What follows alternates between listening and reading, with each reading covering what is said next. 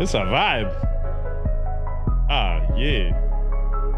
And we are back. So let's jump right into it. Introduce yourself to the people who are listening. Give them your name. I gotta introduce her. It's going to Spin El Poeta. He's going to do the introduction. Nah, because Glowz. Take everything as into a grain of salt. Glowz is my right hand, family. It was Glowz been there for me through thick and thin. Had all type of things heard about me, just had my back. It's been rock solid.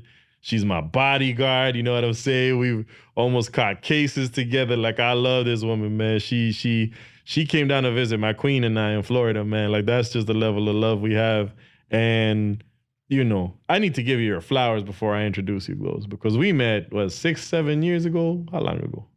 Yeah, it's like 7 years now. It's been a minute. And Glowz is a young mom, and she was going through some stuff when the time we met in the youth program. I was very shy. Wasn't talking much. And I have seen her blossom into this incredible professional artist. I mean, I've been working on my book for like 5 years. She got 2 books out and sold to the public. She got some that she's working on. But most importantly, as we mentioned in the first podcast, we're community-driven artists, you know, and so we don't necessarily have the technical know-how, but the spirit and the heart is there. And I've seen Glowz. You catch her at the protests. You catch her supporting people that are incarcerated. You catch her just doing really meaningful work, loves the youth, loves to be in the hood, loves to give back at all times. I mean, I've had her booked and paid her, and then she's just sent that money over to families in need. Like, Glowz, it's an honor for me to have you here with us. Like, I just have to do it from the bottom of the heart. You know, and sorry to have interrupted the introduction process, but it's just, you know, you're a big motivation for me to still be doing what I'm doing and forget this grant together. You know what I'm saying? So I know you don't like the bodyguard thing, but, you know, if y'all see me with Glowz, don't mess with me because she going to handle it. Boom. All right, Glowz. Let the people...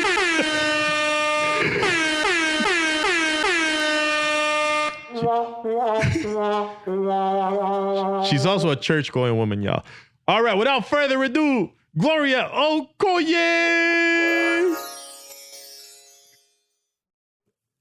Hey.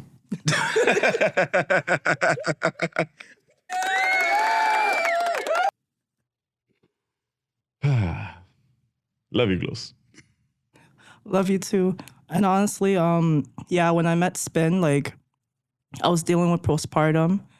I was dealing with like a lot of stuff in the environment that I was in. So when I met Spin, I was dealing with a hiatus. I was going through like a writer's block.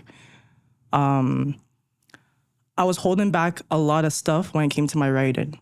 So I want to give a big shout out to Spin because there are a lot of stuff that, like, especially in these books, in the Kintsugi Memoir and Hood Chronicles, like, I wouldn't have written out like those stories if it wasn't for you, you know?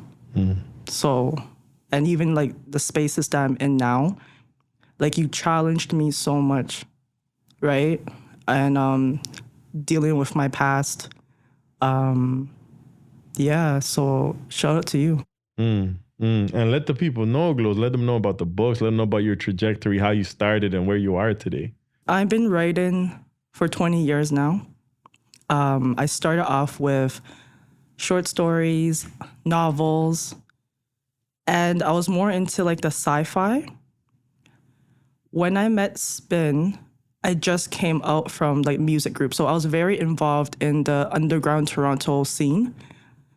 And I was more of the support person. And like with Spin, like, I actually did want to do not songwriting. I actually wanted to like use my vocals, but I wasn't confident with my vocals, right? I always held back. So the group that I was in, my manager was talking about, hey, like, you know, like, why not give like spoken word a try? And I did my spoken word south of the border for a bit. Actually, I built my spoken word down south before I came back to Toronto, because Toronto is always known as Screwface City. And my first performance, it was called Fallen Soldiers. And I like got stumped about 3 times. I I finally got over after like the third one. It was like the letter to my angel. That was the poem.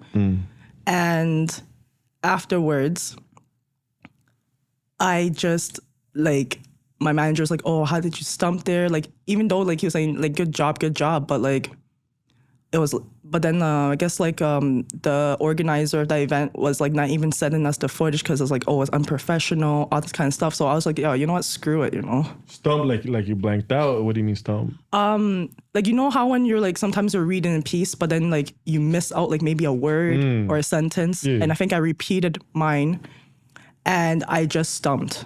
And I tried it again, but then I stumped again. And the third time I actually got it through. So those was the early beginnings. Yeah, like I was, 19? 18, 19? Yeah, 18, 19. Because I met you a few years after because my grandmother was sick that time. That's right. When I started going to your workshops. So I was going to your workshops, staying by my grandmother. In the last week of her life, I remember it was like the open mic. And I was with her. And I wrote a poem for her.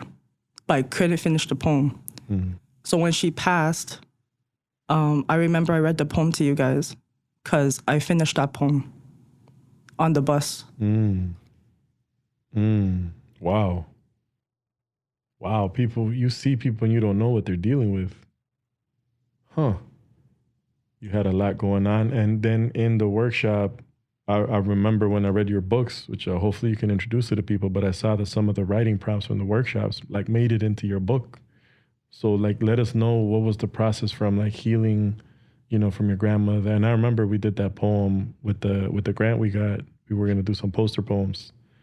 And culturally, I recall you told me like you were gonna burn it, I think, or there was something. So we had this poem, Mark, and you know, we're doing this project, and she wanted to do this for her grandmother. We learn at One Mic Educators, so I'm thinking we're gonna get these posters, we're gonna print them, we're gonna go, and then when it was finished, Glowz was like, "It's beautiful. I'm gonna burn it." It was like, that's not the point of the grant. What do you mean? But I remember it was like a cultural thing. There was like a significance to doing that process. Yeah, actually, a lot of around the world, a lot of the ancestral like practices, like even when you're burning, the smoke goes up to the heavens.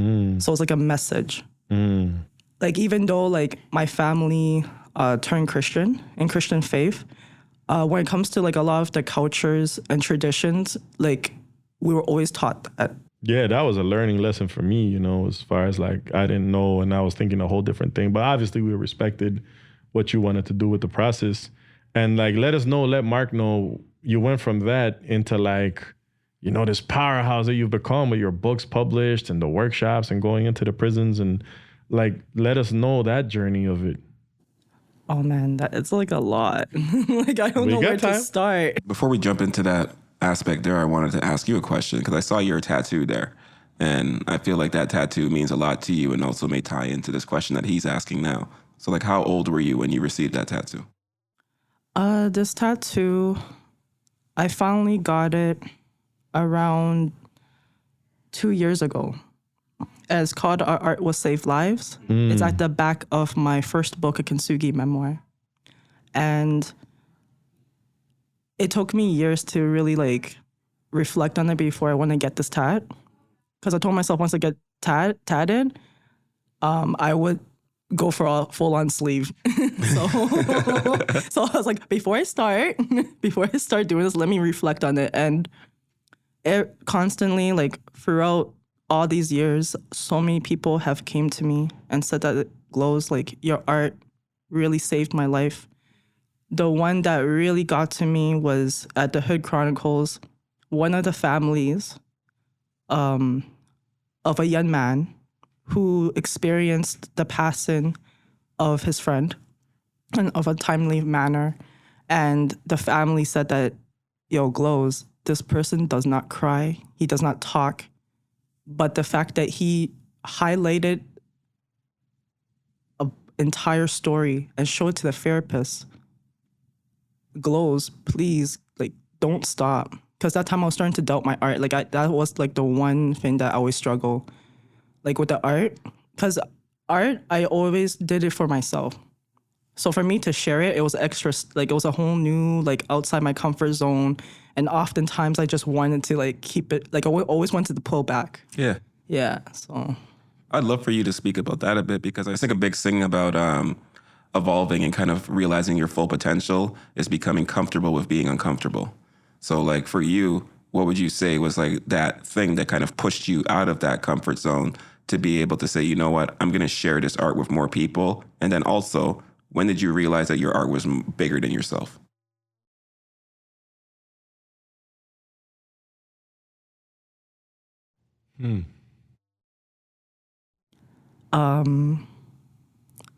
My friend, Paul, a few months before he passed, and he looked at one of the stories. It was actually one of the stories that I dedicated to my friend that I lost when I was around like 20. And he is someone that you will not know what he's going through. And he's always there for everyone. So when we actually, our last time that we actually hung out and we just sat down and he shared what he shared, and he said, Glowz, don't stop. And that's when I really took it really seriously. Yeah, I really took it seriously. I was just knocking down doors. I wasn't waiting for no one. I wasn't going to like stop myself from the opportunities. And Spin knows, because Spin, like I was asking Spin, like, put me on, put me on, put me on. Or I'm telling Spin, I knocked this door down, I knocked this door down. So I did it for Paul. And can you tell us about the 2 books, Glowz? Because I'm just so proud of you for both of them. They're both equally powerful to me. Let us know about the 2 books and however you want to share. So I'm going to start off with my very first book, a Kintsugi Memoir. So Kintsugi is a Japanese art of repairing broken pottery with like silver or gold lining, like a paste. In our society, if we break a cup, a mug, we deem it as worthless and we throw it away. In Japan, if you broke a pottery, and sometimes, you know, like when you break, like it breaks in like really beautifully, like it's like nice big pieces.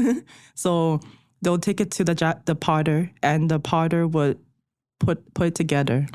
So it means that each fragment, each piece represents a story.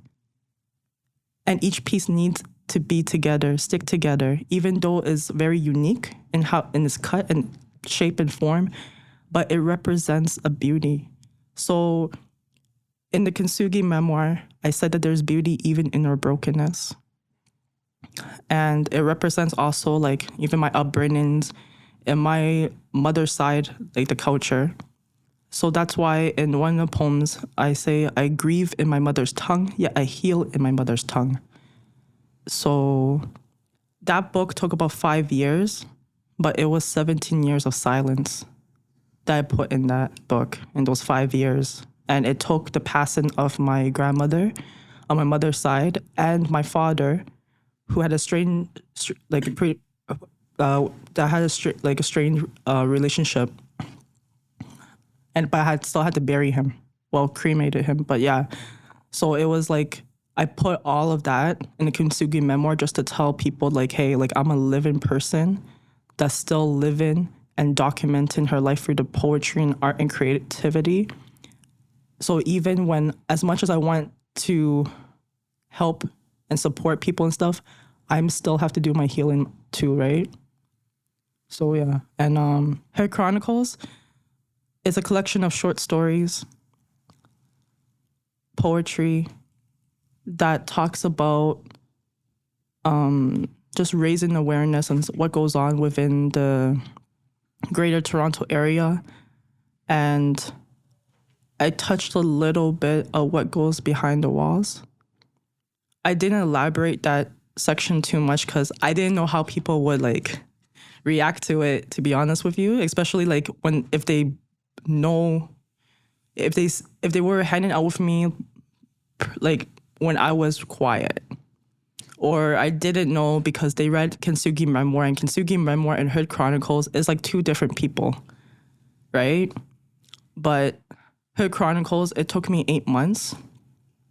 And I think Kintsugi Memoir really opened up a lot for me to even process Hood Chronicles, because Hood Chronicles was things where I started experiencing the stories I started experiencing when I was at a young age. And some of it, I'm still dealing with it, so. I did want to add that, and again, for the artists out there, there's so many ways to be able to gain some income for yourself through your art. So Glowz I was so impacted by Kintsugi Memoir that I basically became part of my teaching regimen. I was blessed to travel out to EU Ishchi, Cree territory, to teach poetry to the babies out there.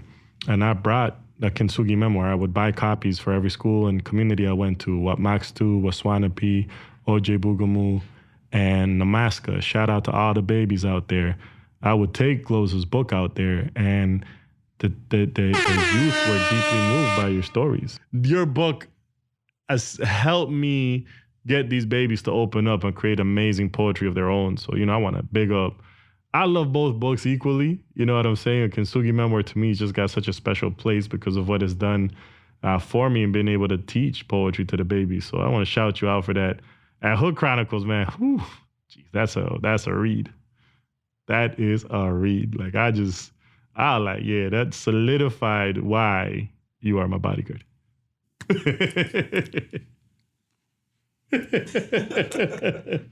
She's like, well, you shut the fuck up.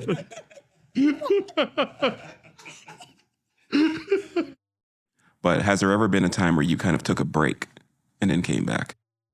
Yeah, for sure. Like even like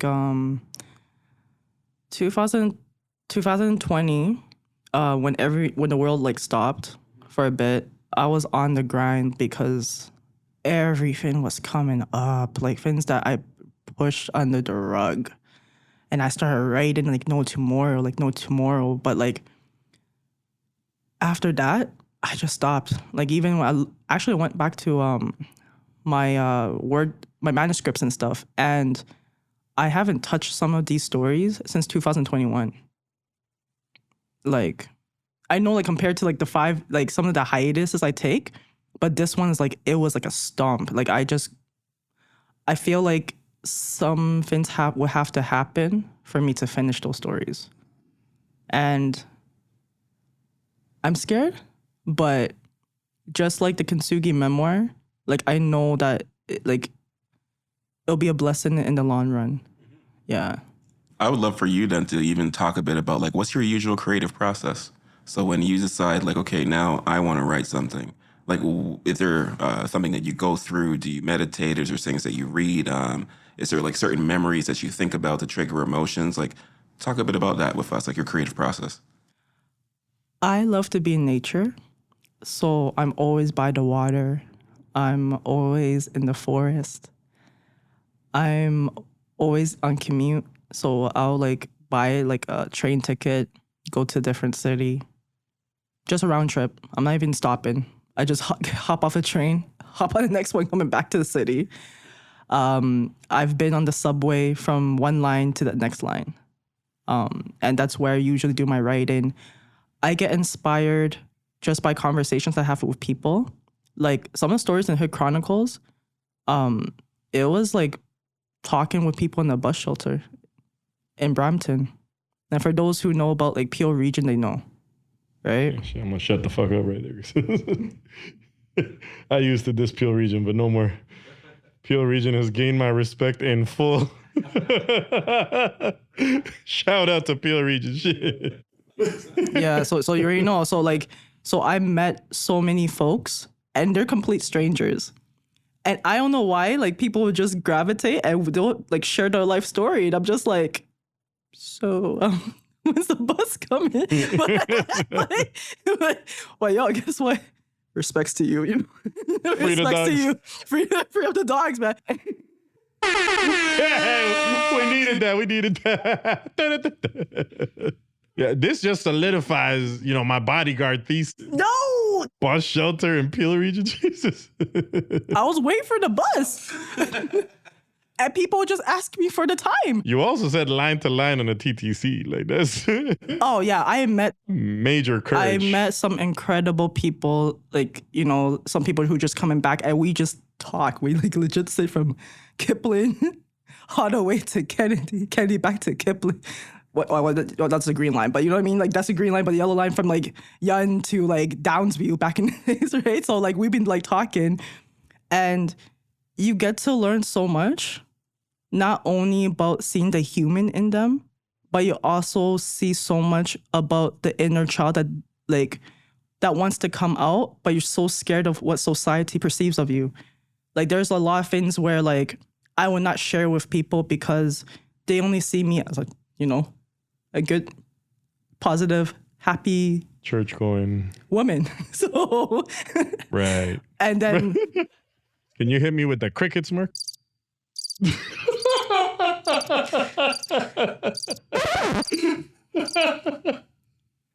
I love these podcasts.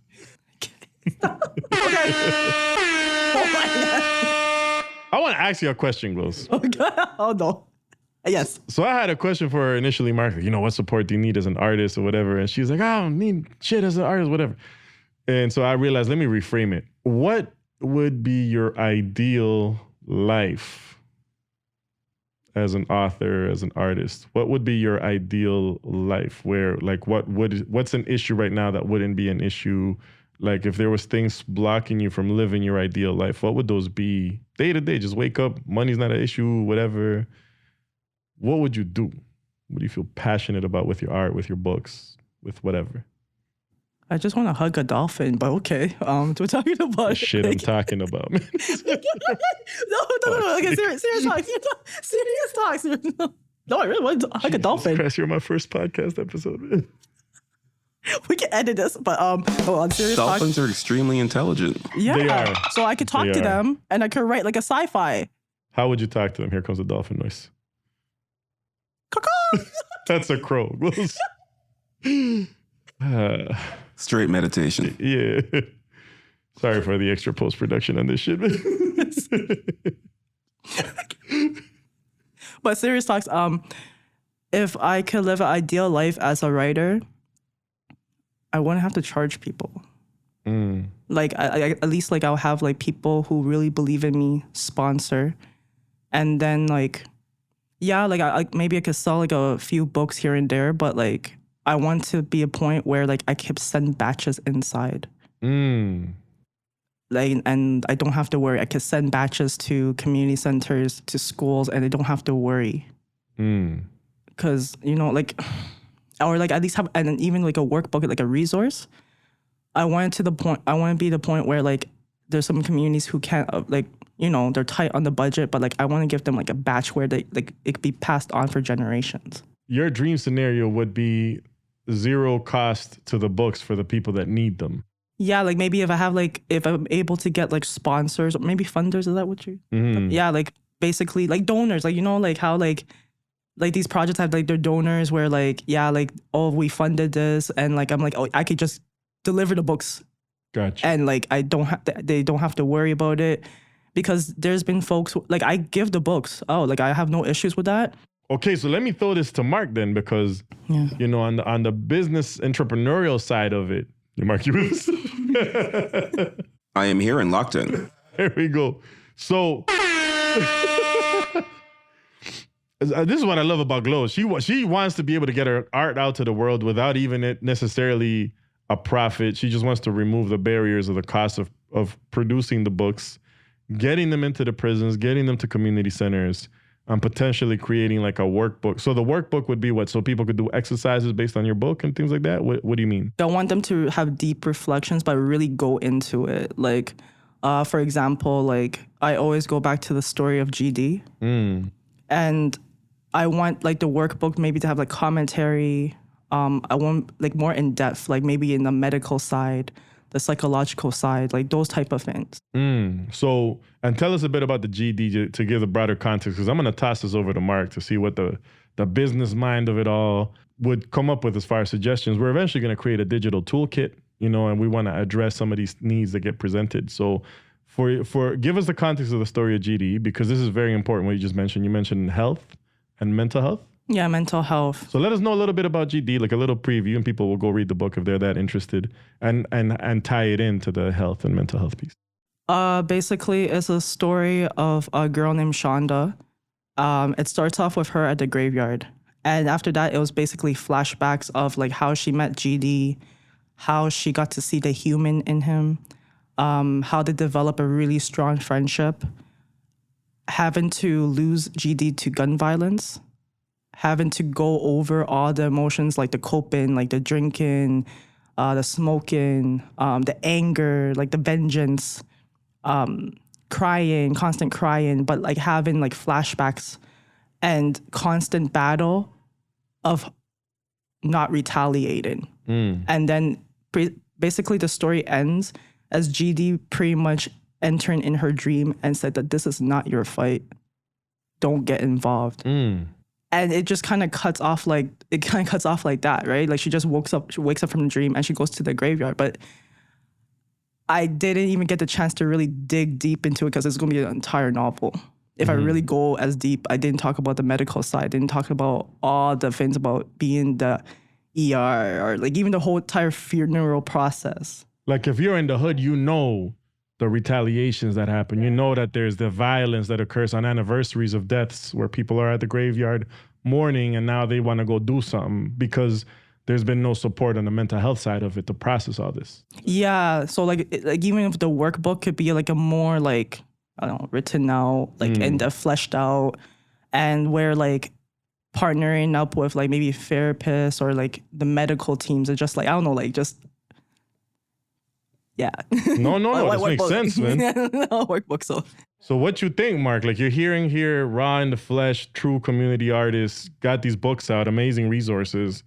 Would love to have the resources, the sponsorship, whatever, so she can give out to people in need and even develop into a workbook. What comes to your mind, man? I'm so curious. So I think ebook immediately. And obviously there's also people out there who they like to have something tangible, especially if you're going to work like journaling into it and being able to have something that you can actually write into, like even if it's just a few pages within it to allow for that process. But ebooks to me is a huge thing that I think of because now you're eliminating the cost of printing them, which is usually what you're essentially trying to offset. With an ebook, you just need to create it. And now that PDF can be readily available to anyone. That's so dope. And how about on the licensing side? I know you mentioned that earlier on. So on the licensing side, if she registers the intellectual property, so for a book, for example, if you register the copyright for the book, you own the copyright of the book. No one else can make copies of your book and sell it. And now if somebody else wanted to use that writing, that literary work essentially, and they want to take that literary work and they want to utilize it for something else or they want to give it away somewhere else, they need to license it from you, which essentially means that you're giving them permission to utilize it for a specific purpose and usually for a specific period of time. So a lot of people talk about perpetuity. Perpetuity means that it's going to be there forever. That's a term, meaning a time duration that's going to be active for, essentially. What your intellectual property is worth today may not be the same thing it's worth in 5 years if it becomes a lot more popular and it becomes a bigger audience. So think of a song. Anyone can go into the studio and record a song. But once you have a hit song, that intellectual property is worth way more than just making a song because now you have an audience that sees value in that song. And I want to ask you, Glowz, because I know like you're for the people, you want to get it done, right? And you're not necessarily thinking on the, becoming rich or whatever. You want to make a difference in the world. But how would you feel? And Mark got me thinking about this. How would you feel if all of a sudden some professor is getting paid the big bucks and is teaching your book, but not giving you the credit? You have no idea. Or someone else is running and doing this work, but you don't even know. They just read your book. Oh, this is great. And then they went out there, or maybe they're misusing it. Or maybe like you have no idea what's going on with your book. Are these things that you've thought about, I know that if it ends up serving a good purpose, you're with it. But you see what I'm saying? Where sometimes people, I feel, will appropriate our stories and not even tell us. I've seen it happen so many times where somebody delivers a presentation and this other person's like, oh, this is great. And then they get their salary, they get their thing, but they don't give that credit right back to where the source is. And I mean, I don't know if you would care or not. I would care. I would want to know if my work is being used somewhere, how it's being used, and You know what I'm saying? Because I created it, I would want to make sure it's not being misused. Say they read the Hood Chronicles and now they're telling some other story that's not what the purpose of it was.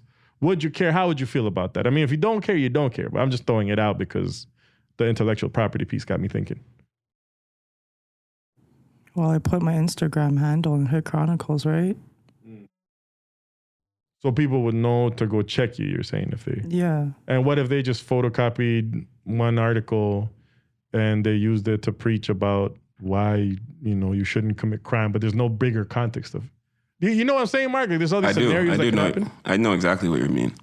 But it's completely her decision how you feel about that scenario, essentially. And like, if that were to happen, how you'd feel about it. The only thing that I would add to it is just that, like, if it's your intellectual property, register it. Copyrights aren't expensive to register. Copyrights can be done for like less than $60.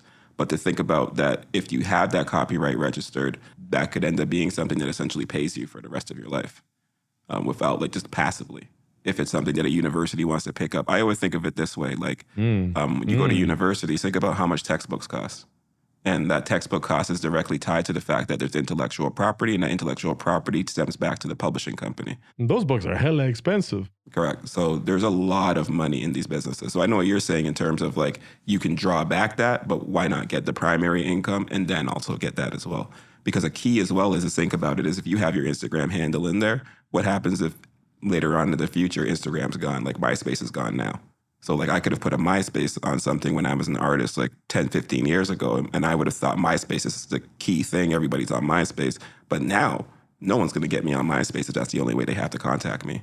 If you have a copyright, there's always something that comes back to that copyright owner and an ability for you to have to contact that person who's registered owning it. And that goes nowhere until the copyright might go into public domain, which means that it becomes public property again. It's no longer your individual property. What you think about that, Glowz? Yes, whatever. I love it. And I mean, this is the whole point of this podcast series because a lot of us don't think about these things. We want to change the world. I got a poem honoring my mother and I want single mothers to hear it and feel blessed by it. We think all that, right? But he's making a great point. And I brought up this example. Like if a professor were to photocopy, 3 pages out of my book and then use it to teach a lesson and I have no idea it happened versus getting a license on my work and getting the book into the university. These institutions got money, right?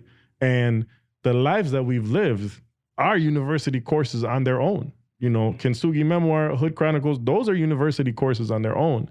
And if you have like that copyright or that preparation, you keep doing what you're doing. But if a university would pick that up and you get the royalties that you should be getting instead of just some photocopy of a thing, that gives you that freedom to do whatever you want with that money. You know what I'm saying? You could put that money back into the programs. Just throwing it out, Glowz ain't not about the business, which is why I love having her on board. But I to me, it only makes sense. You know what I'm saying? And a lot of us don't know what we don't know. I do think you got it copyrighted, though. Yeah, both of them. Boom, yeah. So she knows it. I copyrighted it. I already have like done like a university lecture on that. Perfect. Yeah, so. One thing we can put out there as well is that once you write something, you essentially have the copyright for it as the original person that does it. And then your registration is just kind of like documentation of that. But the copyright essentially and the right to copy is always with the person who produces the original work. Okay. And what would be the process, Mark, if somebody did want to get, a book into like, if a university or a school, like, yeah. The process, in all honesty, is just going through the procurement or the buying department. So any type of institution, even if it's a store that sells apparel, whatever it is that you have within that place, you have a procurement or a buying department that brings those items into it. To anyone out there, one of the key things to do is go on LinkedIn. Join LinkedIn, look up for wherever it is that you're trying to put your product in. Find out who it is that takes care of that. Is that person's title as a buyer? So if you get to the person who actually is a stakeholder, meaning the person who takes care of that thing or is actually able to say yes to your question, that's who you want to speak to. You don't want to continuously tell your story to people who don't have the power to say yes. And then by the time you actually need to tell your story to the person with that power, you're not telling it with the same enthusiasm anymore. So it's like if you can kind of find that key person that you know is going to have even the possibility of giving you a yes, whether you want to go into a library, maybe you want to go into a bookstore. Same thing if you want to get into Indigo, et cetera. Indigo has a buyer. And just essentially contacting these people, figuring out how it is that they want to see your thing packaged, just figuring out what the value is on their side and like what it is you need to be able to show that you're doing to show them value. But also you having your intellectual property, that's the first step, is so that you know your property is protected. So no matter when you go into a place, you're not worrying about anyone stealing it because they can't. You've already registered it. This is so dope. I know one thing Glowz is passionate about is getting her books into the institutions, like people that are incarcerated. Would it be that same type of process as far as like a prison? Or, I mean, we do got some contacts with the Department of Justice. My books are actually in the South. Okay. Yeah, they're in the South right now. How'd they get in there? It was like a literacy program. But then my book actually got... Banned? No, not one. It got shelved. But, you know... Canadian banned. Canadian. That's some aggressive shit we do up here. Maybe with the horror, man. But you know, actually, shout out to Tara in Forgiveness Project. She had a meeting, spoke to them, and I just have some of my loved ones who called in like probably last month and said that, yo, Glowz, you're part of that. I think the Afro-Canadian writers or the Black literacy. Yeah, so at least I got it in the South, which I'm really glad. And I do have a lot of Kintsugi Memoirs and Hood Chronicles in the Grand Valley Institution and in Vanier. You know what I'm going to do, Glowz? I got a contact with the Department of Justice. They gave contracts to Think Twice and One by One Movement. I'm going to holler at them and ask for a meeting because I want us to start doing our workshops in the prisons anyway. And I'm going to use that opportunity to get a couple of the Hood Chronicle books out there. And Kintsugi Memoir. I never take one or the other. Like, I love them both equally. No, the man them like the Hood Chronicles still. Well, obviously, yeah, they're going to like the Hood Chronicle still. Nobody wants to hear about flowers and pottery and shit in the bin. But, I mean, I don't know. I've never been, but you're looking shocked. Why? Okay, you tell me why they prefer Hood Chronicles over Kintsugi Memoir. Exactly. You want to laugh now. You know what? We got a subject matter expert right over here. What do you... No, just joking. Just messing with you. Is my reasoning real or what? No, I don't want to be like, kidding about pottery. Thank you. So why is Glowz looking at me all offended and shit? Like, I know you're on the road. I know, but like, yo, come on, like, you can sue. Yo, Mark, if one thing I'm gonna do is keep it real, bro. I'm gonna keep it real out here. Yo, of course, the Mandem, I love you guys, yo. I love the fact that you're supporting Her Chronicles. Yo, make sure you get to the committees and tell them, yo, get Glowz Her Chronicles up in that. Hell yeah. No, big up to the Mandem, honestly. Like I got word that like you guys have been actually vouching for Her Chronicles to get into some of the max, and I really do love you guys. And I really hope to see you guys sooner. Tell us about Tell us about the human in us all, because that was a very special component of the La Raza Festival. We chose to open the festival with the human in us all. So let Mark know what it was. And Mark, I would love to know from you, because I ain't gonna lie to you, we've never done a visual art exhibit before. It was mad ghetto, but Glowz, the shit was, it was taped on a wall. Bottom, yeah, we definitely started from the bottom. And we're going to build it up. Mark, we didn't even have easels, brother. So, yo, from the duct tape or whatever, you guys start humble, okay? Oh yeah, it was green tape, but that wasn't even clear. Okay, anyways, so this is what we're gonna... No, but there's beauty in the struggle. You know what I'm saying? But so you're gonna cringe when you hear. Anyways, the concept was beautiful. I would love to know from you what you would recommend so we do this properly. But nonetheless, okay, let me just shut the fuck up. Tell us about the human in us all. Anyways, as I mentioned before in this episode, not the previous. We were serving corn soup in the previous. But now we're tired. We clearly still have some more learning to go. Go ahead, Glowz. The human in us all. So, oh man, the human in us all, the concept started in a Kintsugi Memoir. when I wrote my grandmother the poem, because one of the lines was pretty much saying that like we live even though our life is like we're so fragile like flowers, we live it like it's an evergreen tree. Life, there's the beginning and the end, but like sometimes we forget their journey within the dash, right? So with the human in us all, it talks about like we're still human. And even though when like society tried to put us labels, maybe of our decisions, maybe of the environment, maybe our choices, all these other things, at the end of the day, we're still humans.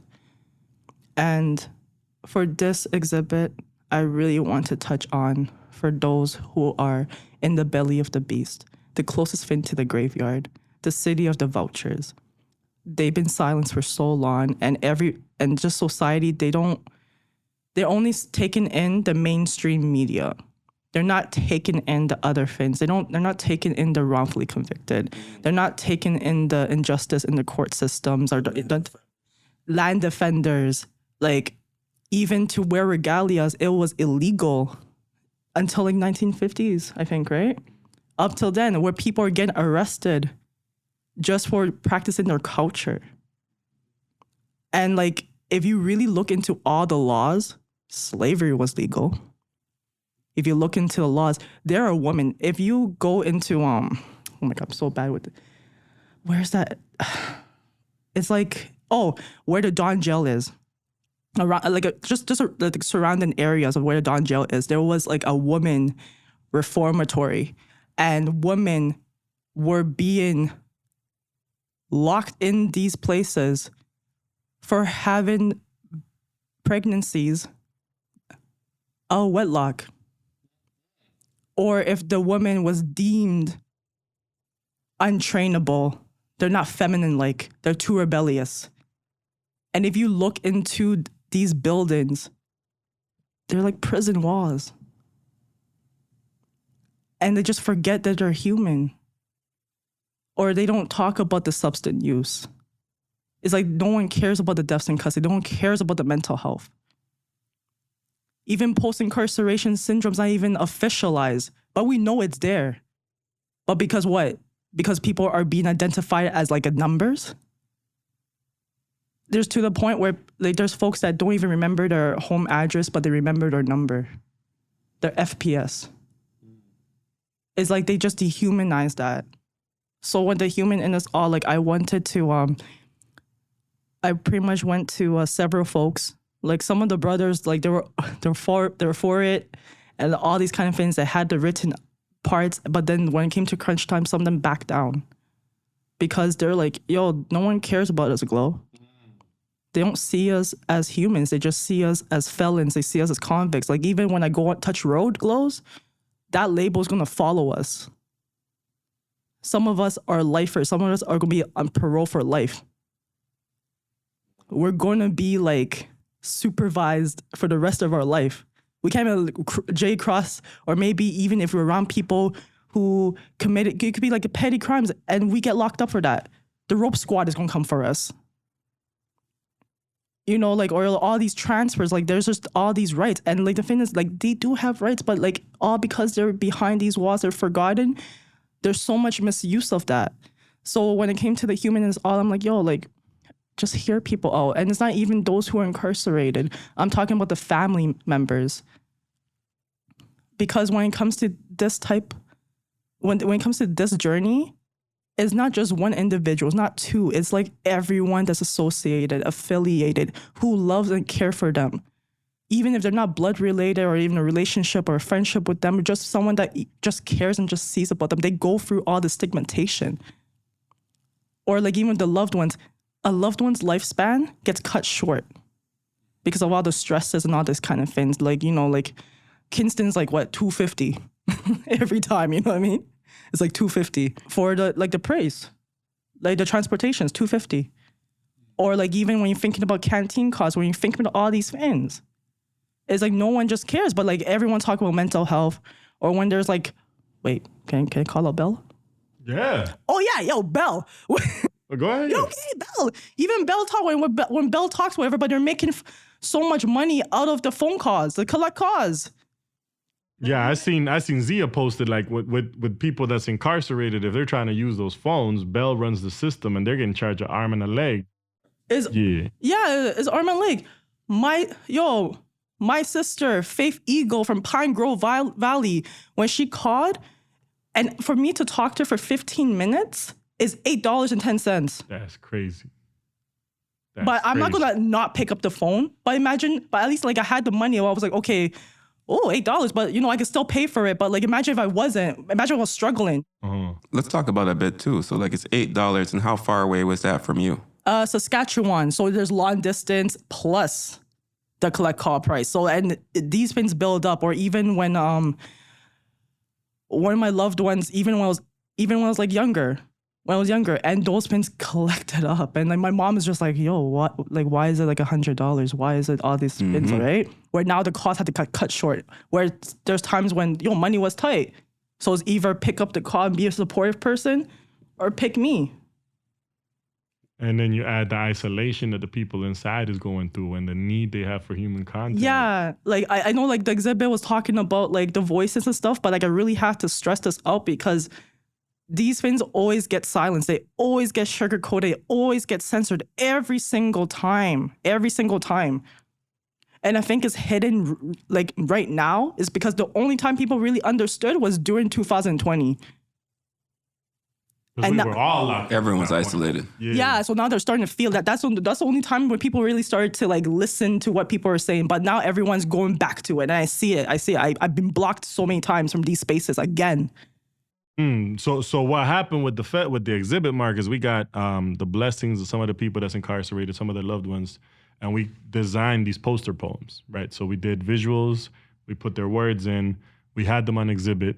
There was some funding raised, and we're raising a bit more, and we're gonna send it back out to the creators. And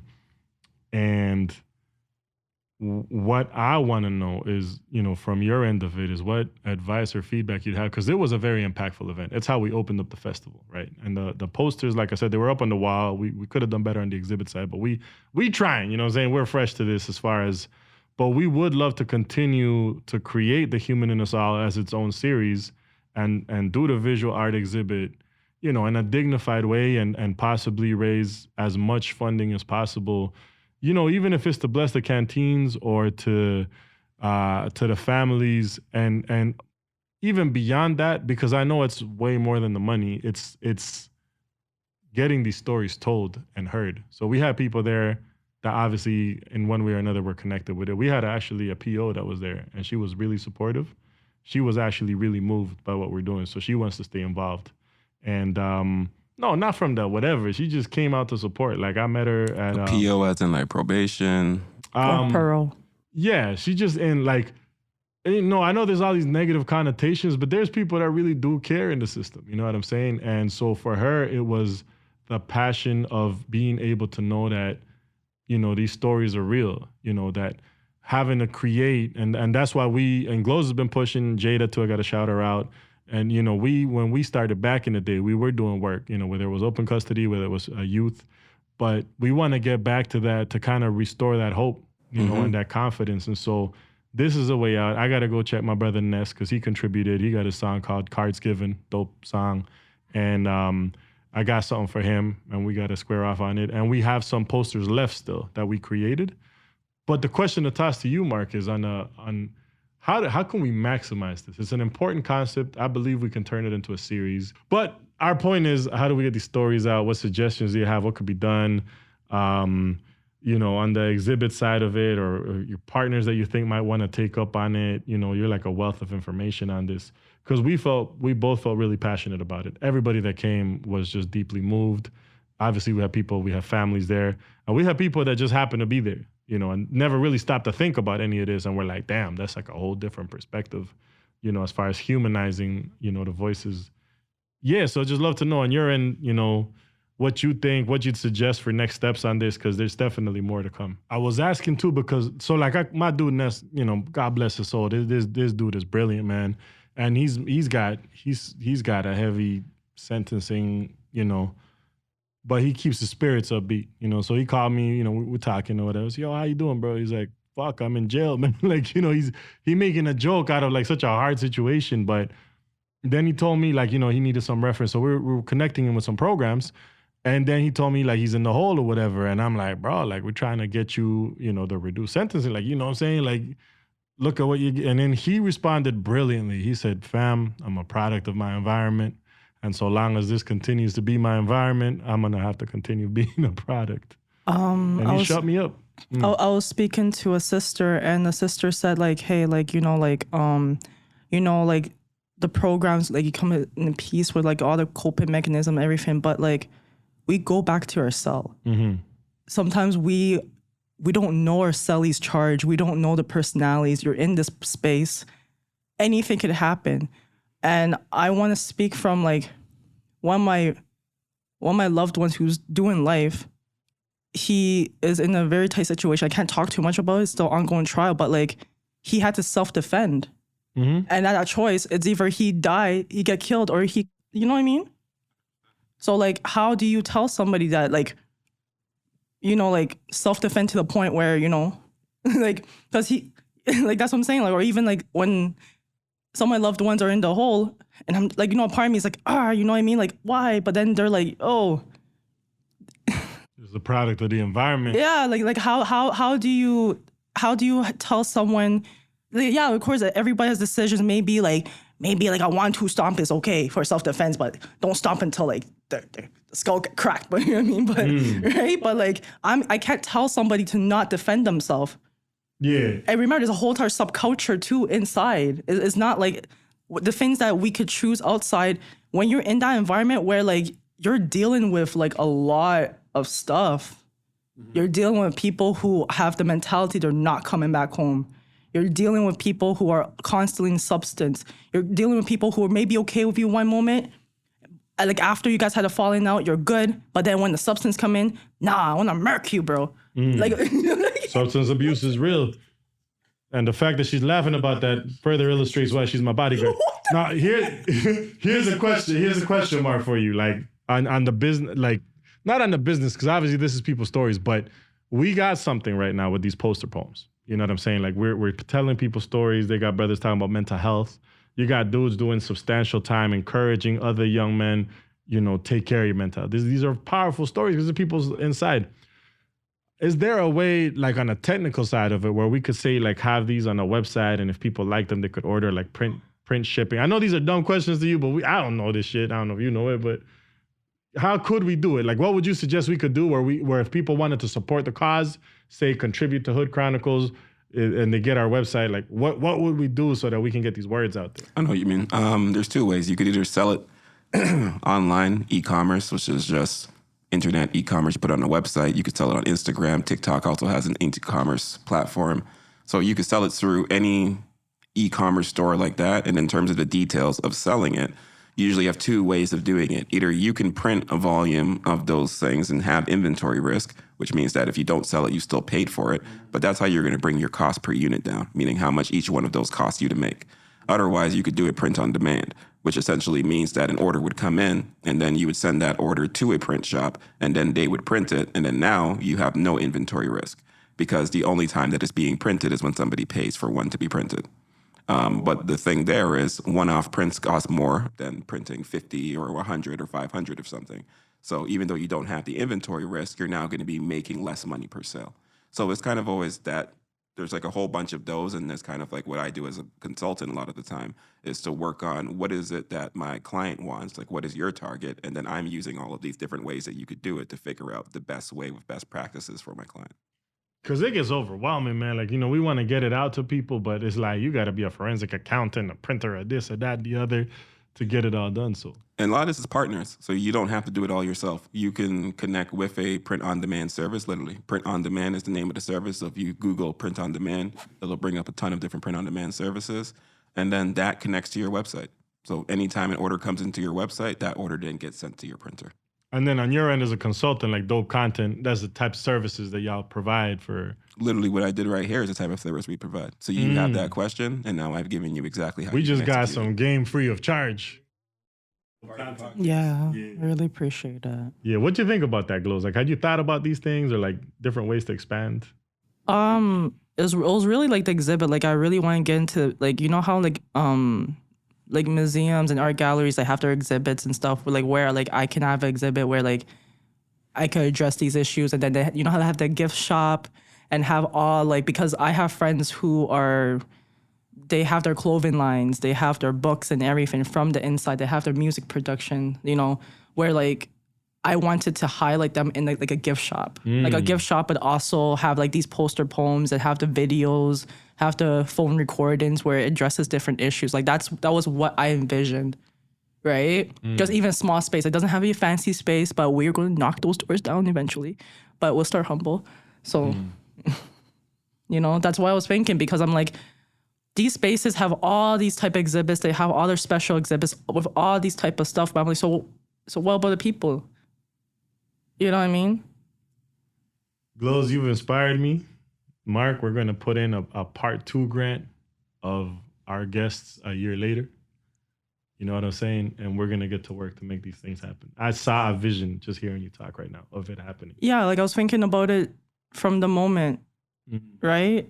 With the human is all, like, because it all ties back into like Hood Chronicles and why I even decide to write the book, right?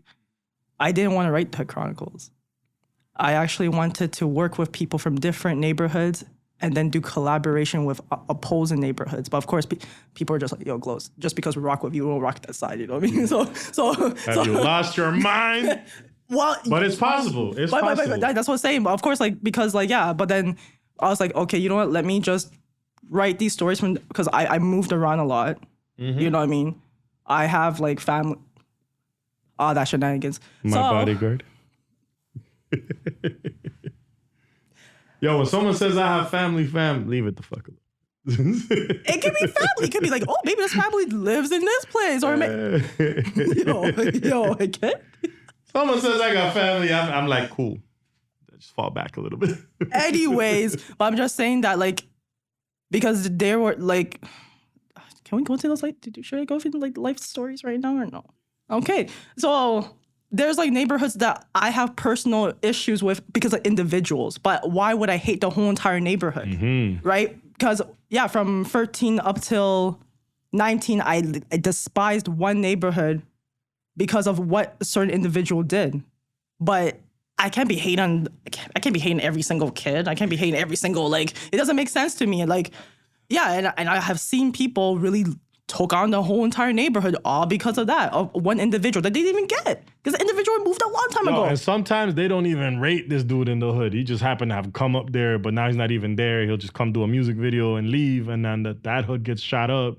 So I've seen firsthand in some of the hoods I've been in, these guys just claiming those hoods, they're not even really, you know.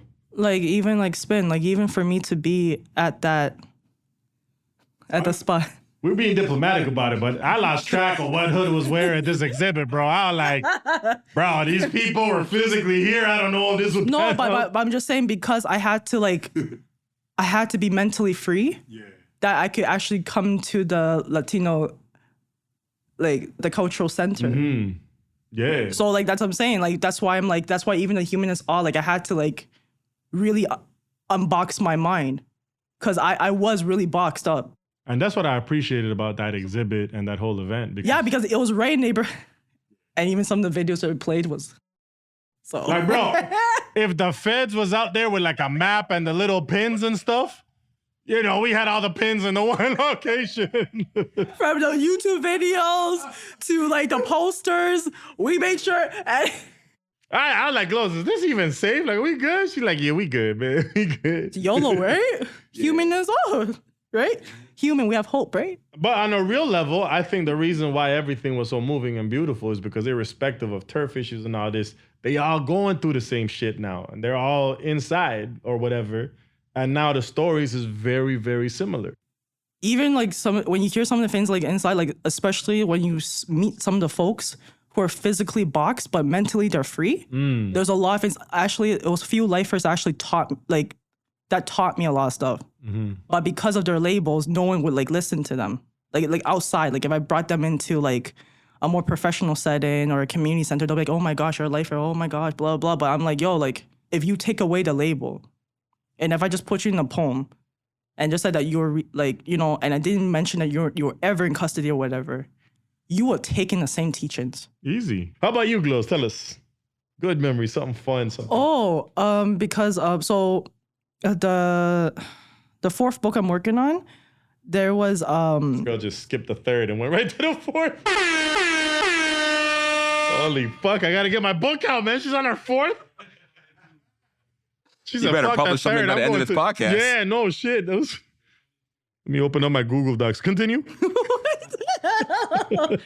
And basically, I guess like our fun story, well, is our usual experience with one mic educators was when we had the Grand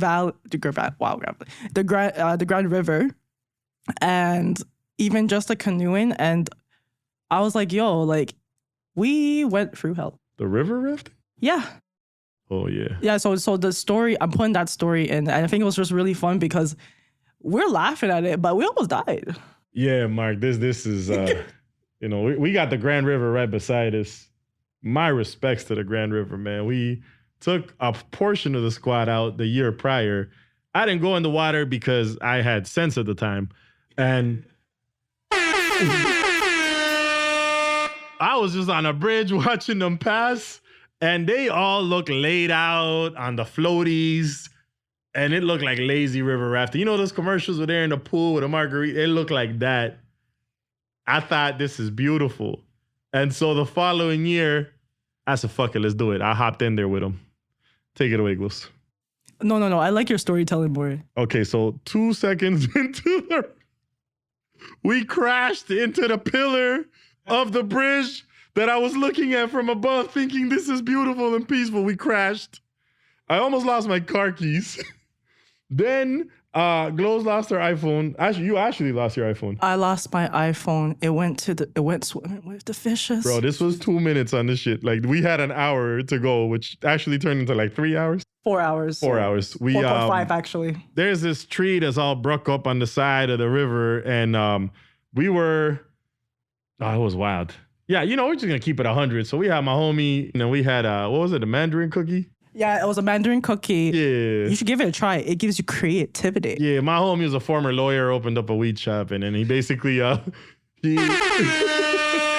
told me about the Mandarin cookie. I was like, what does it do? And I remember telling you, he's like, you know, it just makes you creative. It makes you see like the positives in life, no matter what you're going through. You know, you just keep an upbeat spirit about it, and it's real creative. So I bought like, you know, $100 worth of that shit because I was going through it.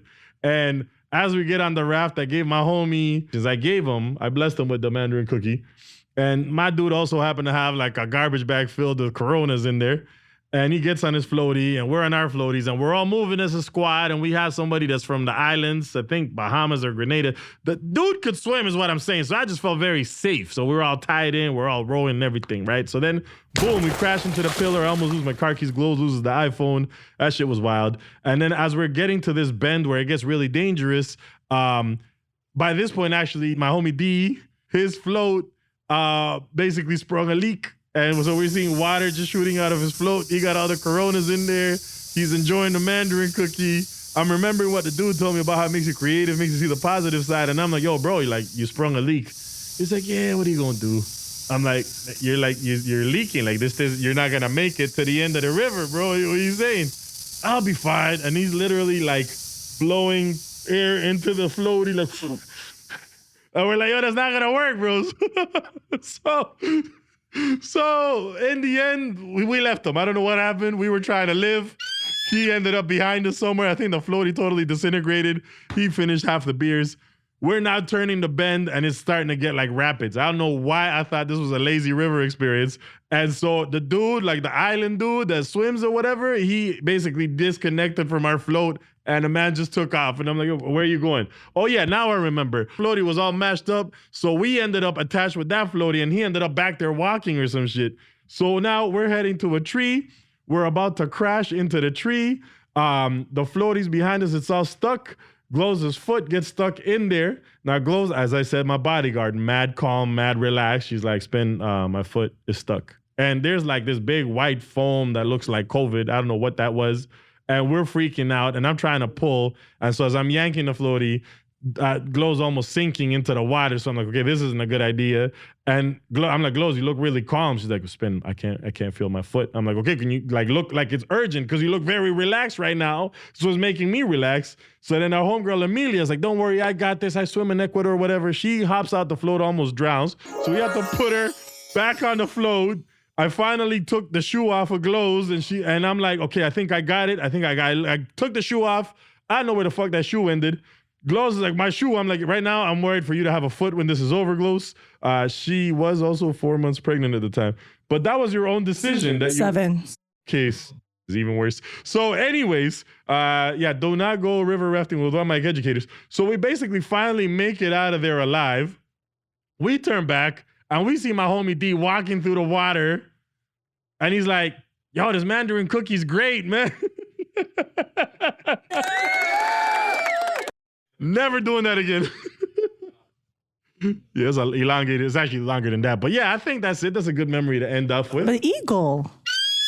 No. Let's keep that. Okay, but basically, he just talked about like, you know, all these fun times. Yes. Because, you know, sometimes my stories, like I like to talk about like the really deep, meaningful stuff, but I have to flint in like the funny stories too, right? So like it just helps with the writing too, right? Because sometimes like if we're writing something that's really deep, sometimes we get so caught up in it, and then it goes into a spiral. So sometimes when you actually add into like the comment, like the humor, I won't say comment, the actual humor, genuine humor, it really brings life to the story. Because even in our life, there's so many things in our life where there's just different factors. And when it comes to humans, we go through our journey with different emotions. It's not always about, sometimes it's not always super joy. It's not always going to be super angry, or not, it's going to be super sad. Why not show that in our art too? Right? Especially when you're really telling a meaningful story, you want all the components of your life and emotions into that art. So we have to apologize to the eagle though. Yeah, we will tell the eagle story another day. There was also ticks on that rock, and I would rather not get eaten alive by ticks. Yeah, Mark, what you thinking, man? How you feeling? This is our first guest. Great podcast, and I think this is going to be a great story for us to be able to chop down and also come back to another part on. And you have locked in with La Raza podcast.